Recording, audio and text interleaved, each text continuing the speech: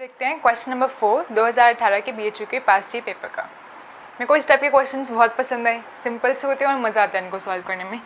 तो हमें निकालना है remainder of 37 raised to the power 49 when divided by 7।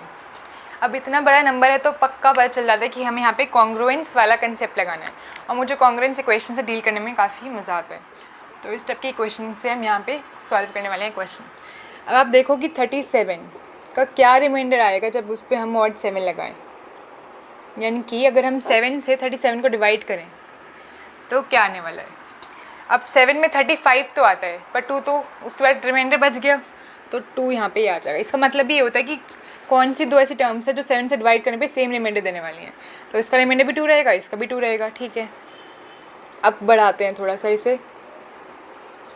यहाँ पे दोनों साइड हम स्क्वायर कर सकते हैं। एक प्रॉपर्टी होती है मॉड की कि दोनों साइड अगर हम कोई पॉजिटिव पावर कर दें तो भी इक्वेशन वैलिड रहती है।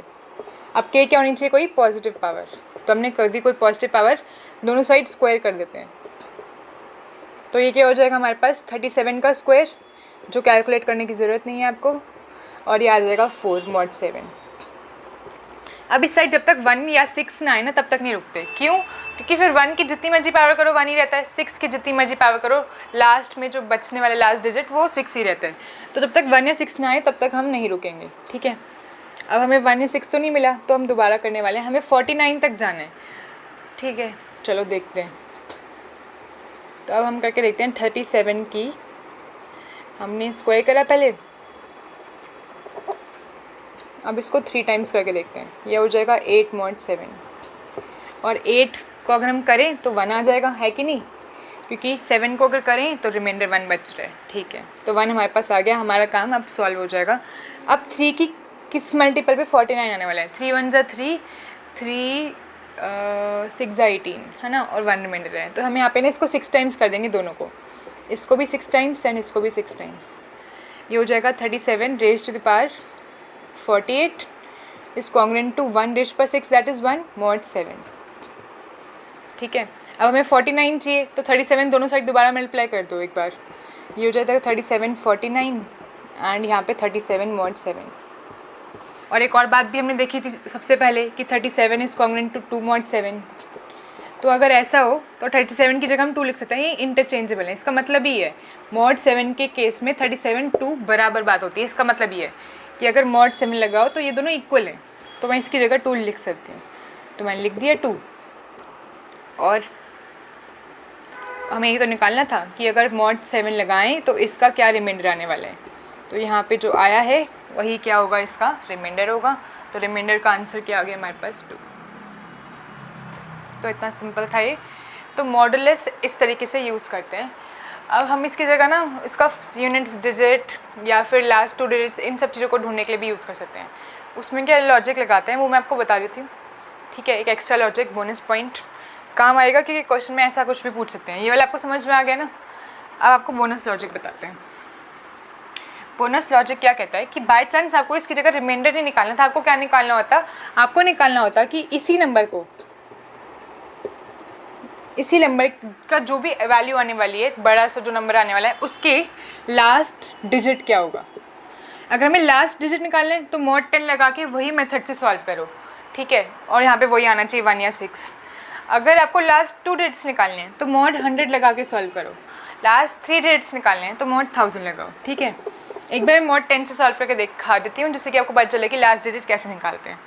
अब वही लॉजिक लगाएंगे। 37 को हम अगर 10 से डिवाइड करें तो 7 रिमाइंडर आने वाला है हमारे पास। ठीक है, 37 के स्क्वायर से करें तो हमारे पास आने वाला है 9 रिमाइंडर। ठीक है, क्योंकि हमने दोनों साइड स्क्वायर कर दिया। 37 का स्क्वायर करो, 7 का स्क्वायर करो, 49 को 10 से डिवाइड करो, 9 रिमाइंडर आने वाला है। ठीक, अभी भी हमारी बात नहीं बनी, हमें तो 1 या 6 चाहिए। तो हम क्या करते हैं, अब की बार इन दोनों साइड इसका क्यूब कर देते हैं। तो क्यूब करेंगे तो 37 का क्यूब इधर लिख दो, और 7 का क्यूब मतलब कि 343 होता है। तो उसमें जो रिमाइंडर बचने वाला है वो होता है 3। अगर आपको 7 का क्यूब नहीं करना तो आप क्या कर सकते हो, इसको आप 7 स्क्वायर मान सकते हो। तो 7 स्क्वायर को 7 से मल्टीप्लाई कर दो, यानी कि 9 को 7 से मल्टीप्लाई करो, यानी कि 63, तो भी 63 बचेगा। अभी मैंने क्यूब किया, आपको ये भी जानना होगा। मैंने यहाँ पे 7 स्क्वायर किया था, है ना, और 7 स्क्वायर मतलब 49, और वो 10 पे क्या देने वाला है 9 रिमाइंडर।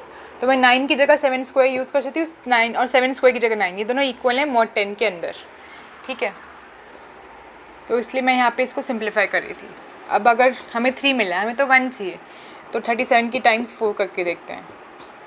अगर हम इसको 4 टाइम्स करके देखें तो यहाँ पे आ जाएगा 21 mod 10, और 21 mod 10 क्या आने वाला है 1, क्योंकि 10 को अगर 21 डिवाइड करें तो 1 रिमाइंडर बचने वाला है, क्योंकि 10 2 20, 1 रिमाइंडर बच गया, 1 आ गया फाइनली, हमें 1 ही चाहिए था।